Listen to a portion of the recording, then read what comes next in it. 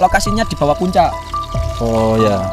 Menurut dia mungkin ya, dia ngikut-ngikut orang running mungkin ya. Kita nggak tahu juga awalnya gimana. Dia itu turunnya kronologi yang saya dapatkan dari situ dari teman-teman yang teman-teman korban itu anak ini berlari terus akhirnya kepleset dan akhirnya menimpa pendaki yang lain. Nah, ini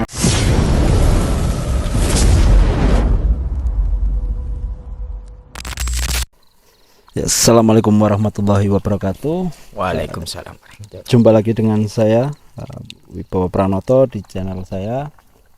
Setelah segmen pembuktian horor dan ternyata sampai sini ya aman-aman aja. Kalau video ini tampil berarti kita selamat, tidak jadi hilang. Mungkin setannya lagi libur ya. Ya, dimanapun teman-teman menonton, semoga sehat selalu, dilancarkan rezekinya dan dimudahkan segala urusan-urusannya. Amin. Ya, kita masuk di segmen obrolan seputar alam. Nah, kali ini kita bersama 3 narasumber. Satu ada Mas Ambon. Mas Ambon namanya aslinya siapa, Mas? Nama saya Putra. Biasa kalau dipanggil sama teman-teman Mas Encup biasanya. Mas Encup. Nah, ya. Mas Encup ini adalah salah satu relawan ya, Mas. Relawan atau sudah tergabung dalam tim SAR? Relawan. Sering kali terjun di tim SAR, yang mana di segmen obral ini Mas Encup ini akan membagikan kisah pengalamannya. Dan di samping saya juga sudah hadir Mas Ilham atau biasa dipanggil Sinyo. Mas Ilham disapa dulu dong, Mas. Mas Ilham. Siapa dulu Mas Ilham? Sapa dulu, teman. Halo, perkenalkan. Mas Ilham ini kesehariannya sibuk apa ya, Mas? Selain mendaki ini. Kesibukan saya masak, Mas. Masak. Masih katanya masih kuliah sambil kerja juga ya? Iya. Nah, di sebelahnya ada Mas Adi, juga ini rekan saya mendaki gunung. Nah, di sini disapa dulu Mas Adi. Kesehariannya sedang sibuk ngapain? Ya, halo, perkenalkan, nama saya Adi, bisa disebut banyak, Banyak. nyebutnya banyak banget. Apa sih biasa dipanggil Mas Banyak gitu? Yang bulunya dawa itu. Oh ya, gulunya tuh. Iya. Lehernya. Ya, biasa disebut Adi sama anak-anak. Keseharian saya kerja, masak, sama Koki ya, kayak gini. Mas? Kitchen. Ya, Anak dapur kalau ya, lebih istilahnya tepatnya gitu. framingnya sekarang anak dapur itu. Nah, ya, dapur lah. Ya teman-teman, pada segmen kali ini kita disponsori dari salah satu rental outdoor terbesar di daerah Sidoarjo buat teman-teman yang mau camping tapi tidak punya alat, karena peralatan itu adalah suatu yang penting dalam kegiatan outdoor, karena kita bisa survive juga tergantung peralatan kita yang kita bawa. Ya, namanya adalah Metalas yang berlokasi di mana, Mas? Desa Kragan, Kecamatan Gedangan, Kabupaten Sidoarjo. Buat teman-teman yang berminat untuk melakukan kegiatan outdoor dan belum mempunyai alat, bisa rental di sini. Sangat lengkap, sangat murah, jaminan barang bermutu. Nah, nanti linknya kita taruh di bawah ini ya, Instagram dan nomornya. Oke, masuk ke segmen obrolan seputar alam. Kita tanya pengalaman dari Mas Encup sendiri. Mas Encup, apa kegiatan di gunung mana yang paling berkesan dan apa kesannya? Jujur mungkin pengalaman gunung yang menurut saya berkesan dan sangat saya kagumi adalah pertama yaitu pastinya Gunung Penaungan. Itu karena saya naik Gunung Penaungan itu mulai tahu langkah-langkah atau bisa dibilang pembelajarannya di situ. Jadi dulu saya pengalaman itu saya itu kayak mendaki belum siap fisik, belum siap, intinya belum tahu apa-apalah untuk SOP-nya pendakian itu bagaimana semenjak saya ikut bukan ikut ya, punya temen di penanggungan itu, Ada relasi di situ. ada Relasi. relasi, baru saya mulai dari nol sampai yang titik yang sekarang sudah alhamdulillah sudah banyak pembelajaran yang saya dapatkan dari situ gitu. Nah, awal mula mendaki itu karena diajak temen atau lihat senior-senior atau terframing oleh media sosial, Mas? Awal mula naik gunung itu karena mungkin dari orang tua. Orang tua Soalnya- dulu juga penggiat alam. Iya, bapak dan Ah, ibu juga dan menarik. keluarga-keluarga besar juga penggiat alam gitu. Nah, kalau kita bicara ini ya, Mas, apa? Kalau kita pasti melakukan sesuatu itu mesti ada role modelnya. Iya. Nah, kalau sekarang ini kan fenomena yang sering terjadi itu pendaki FOMO. Lagi Ya, FOMO. Tidak memungkiri saya mungkin dan rekan-rekan semua juga apa istilahnya, Pak? Kita menarik arti kata FOMO. FOMO itu kan arti katanya ikut-ikutan. Ikut-ikutan. Mungkin bisa diartikan kita semua juga awalnya FOMO. Iya. Tapi ini teman-teman ya pesan ada, tidak masalah kita menjadi sesuatu yang FOMO di sesuatu kegiatan atau sesuatu dunia yang baru kita tekuni, karena semua punya role model lah. Ini tergantung kiblatnya kita ke siapa dan kita mau belajar atau tidak gitu ya. Ya, siap begitu. Terus mungkin ya pesan buat anak-anak FOMO mungkin sebelum kalian ikut-ikutan daki atau ikut-ikutan ikut kegiatan yang di luar rumah atau dimanapun lah itu, usahakan cari tahu dulu, untuk tempatnya gimana, terus juga SOP-nya gimana, itu harus tahu dulu biar nanti kalau semisal terjadi hal-hal yang tidak diinginkan itu bisa di Minimalisir ya, Pak. minimalisir sendiri. Paling tidak kita ketika sudah menekuni sesuatu kegiatan, kita itu punya basic dan kita punya bekal gitu ya. Ya, punya bekal. Jadi tidak buta gitu kan. Siap. Nah, menarik nih untuk kita ulas lebih dalam tentang Mas Ucup di dunia pendakian. Kejadian apa yang paling berkesan menurut Mas Ucup dan gimana kronologinya gitu? Kan ini Mas Ucup kan sudah tergabung di relawan, mungkin kan sering evakuasi atau apa. Mungkin kejadian yang sangat berkesan. Pernah suatu kejadian itu di Gunung Penanggungan, ada yang jatuh turun dari gunung, Nah, itu berlari. ini menarik. Berlari. Kita ulas, ini sering terjadi ini teman-teman. Jadi usahakan bedakan antara mendaki sama orang running. Nah, Orang running itu punya basic sendiri. Jadi kalau kita ngikutin, kita sebagai anak pendaki, kalau kita ngikutin anak running, kita akan jatuh ataupun terpleset. Kalau anak running bisa jadi terpleset juga, cuman dia punya basic jatuh yang bagus. betul, karena mereka juga apa istilahnya, trail run itu kan juga dilakukan secara profesional dan tidak sekali dua kali ya. Betul sekali. Seperti itu. Peralatannya pun ya beda dengan teman-teman untuk mendaki kan. Ya, siap. Itu kejadiannya gimana kok sampai bisa terjadi itu di lokasi di puncak apa setelah pos bayangan itu? Itu lokasinya di bawah puncak.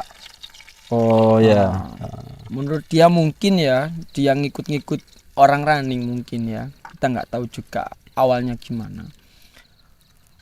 Dia itu turunnya, kronologi yang saya dapatkan dari situ, dari teman-teman yang teman-teman korban itu, anak ini berlari, terus akhirnya kepleset dan akhirnya menimpa pendaki yang lain. Nah, ini menarik teman-teman. Selain merugikan diri sendiri, juga merugikan orang lain. Membahayakan Apalagi orang lain juga. merepotkan tim SAR juga. Begitu. Nah, terus itu si korban itu sampai kejadiannya separah apa ya? Semungkin ya rata-rata kita ambil rata-rata aja ya. Nah, Rata-rata itu kesleo. atau Kesleo, terus juga mungkin ya sampai cedera di tangan, luka-luka kayak babras apa seperti begitu. itu begitu. Pernah nggak sampai ada yang dislokasi atau dislokasi itu kan pergeseran tulang gitu? Banyak sekali dislokasi Sering ya? di situ. Bahkan sampai ada yang fraktur, Patah fraktur, gitu. patah gitu. Kalau kita tadi Mas Enco bilang rata-rata, berarti fenomena kejadian seperti ini itu tidak terjadi 1 kali 2 kali. Sering kali berarti ya Sering Mas? kali Nah, terjadi. ini buat teman-teman yang turun gunung, usahakan jangan lari. Karena kita tidak tahu ya Mas ya, ketika kita menginjakkan kaki di dataran tinggi, apalagi di pegunungan kan biasanya mengarah ke puncak itu cenderung kontur tanahnya berubah. Biasanya bebatuan atau pasir atau pasir ya. Nah, itu teman-teman apalagi kalau bebatuan, kita nggak tahu batu yang kita injak ini kokoh atau enggak. Takutnya nggak kokoh karena gaya gravitasi yang sangat kuat, takutnya menimpa pendaki yang ada di bawahnya juga kan. Seperti itu. Dan juga mungkin minta tolong untuk para pendaki kalau mau naik ke puncak, usahakan sering-sering lihat atas. Takutnya apa? Nanti ada batu jatuh yang dari atas. Meskipun nggak kena senggol sama pendaki, takutnya tiba-tiba jatuh terus mengenai sama. Usahakan lebih diperhatikan lagi, lebih waspada lah untuk jalurnya juga begitu. Nah, ini ngomong-ngomong katanya habis dari Raung ya Mas ya? Iya Mas, kemarin. Ini kesan-kesannya di Raung. Wah, mantap sekali Mas. Kemarin Bisa diceritakan. di Raung ya Sumber Peringin ya saya naik. Itu di kota Bondowoso. Ya. Bondowoso. Itu kita di gunung itu cuman berdua sama teman saya. Dari Sidoarjo. Iya. Di gunung itu kosong, nggak ada pendaki sama sekali. Cuman kita berdua aja.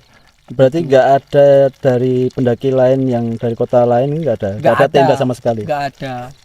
Ketemu itu mungkin awal kita awal naik kita ketemu, tapi yang pendaki lainnya ini udah turun semua. Jadi pas kita ngecamp itu sendiri. Benar-benar sendiri ya. Benar-benar sendiri, satu tenda, tidak ada pendaki yang lain. Begitu. Itu sampai puncak ya Mas? Alhamdulillah sampai puncak. Alhamdulillah sampai puncak. Terus cuaca di situ mendukung. Tidak. Karena kabut. Karena kabut sangat tebal sekali sampai akhirnya kita memutuskan camp darurat. Takutnya kalau kita tetap lanjut hujan lebat di pertengahan jalur bisa jadi gawat lah nanti. Ya, nah ini teman-teman. Jadi ketika teman-teman mendaki, pahami situasi, pahami kondisi, yang tahu kondisi diri teman-teman, ya teman-teman sendiri ya, bukan orang lain ya. Jadi kalau misalnya ada sesuatu keluhan yang dirasa tidak mampu, ya disampaikan ke temannya. Nah, yang menarik Mas, kalau kita tarik garis lurus semakin ke sini ya, citra pendaki itu apa ya? Kalau sekarang pendakian itu bukan hanya milik kalau dulu mungkin pecinta alam atau mapala seperti itu ya.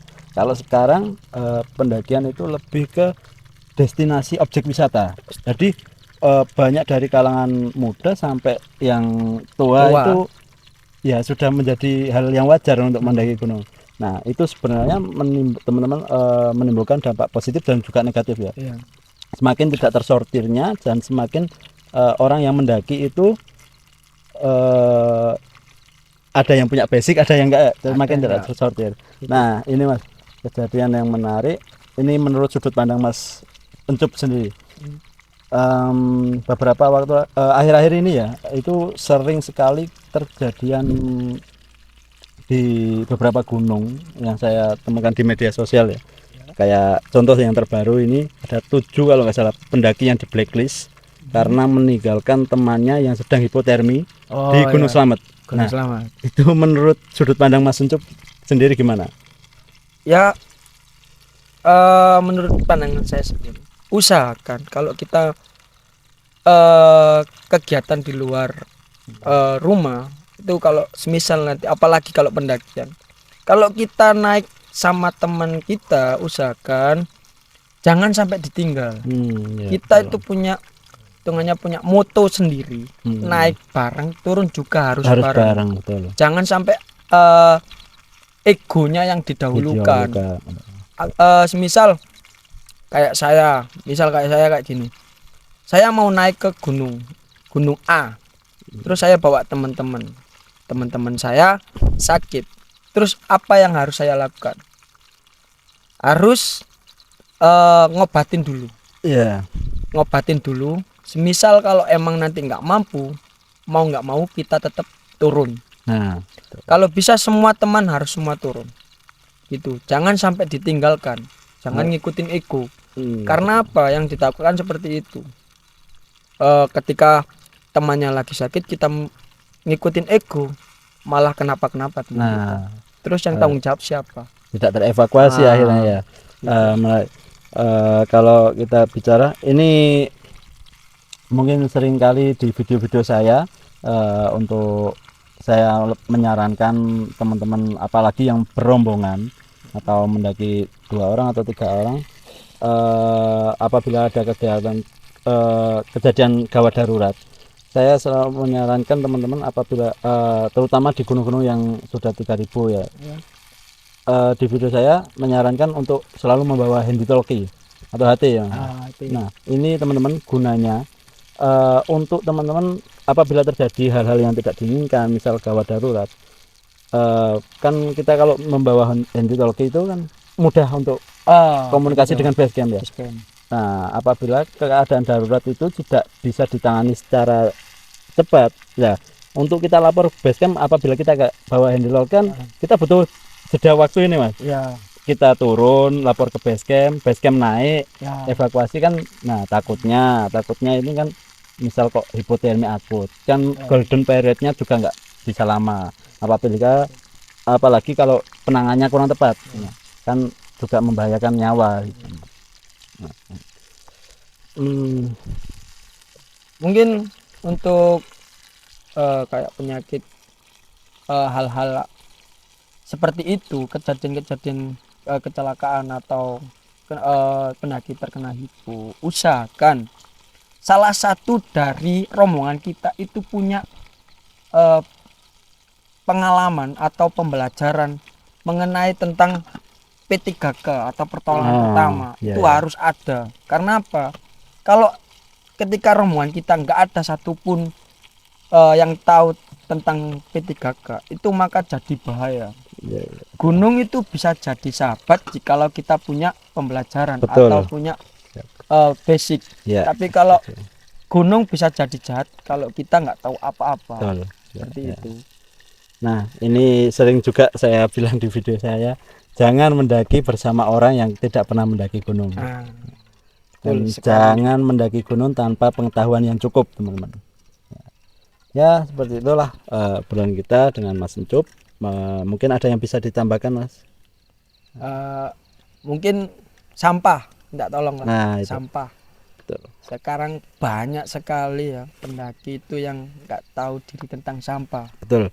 Enggak tolong kalau sefomo-fomo kalian, mungkin sefomo-fomo kalian, usahakan jangan sampai meninggalkan sampah. Begitu. Nyampah lah. Jangan sampah. Begitu. Meskipun di perjalanan kelihatan sampah, kalau bisa itu diambil. Jangan malah ditiru. Jangan malah nyampah di situ. Jangan malah nyampah. Betul. Baik dibawa turun juga. Begitu. Kalau boleh saya mengutip, biasa ada kutipan, apabila kita menjaga alam, maka alam akan menjaga diri kita ya. Siap, betul sekali. Begitu. Oke. Mungkin itu teman-teman obrolan kita dengan Mas Suncup. Kita beralih ke narasumber selanjutnya, akan menceritakan pengalamannya dan kejadian-kejadian seperti apa. Ada di samping saya Mas Ilham Nyo. Mas Ilham.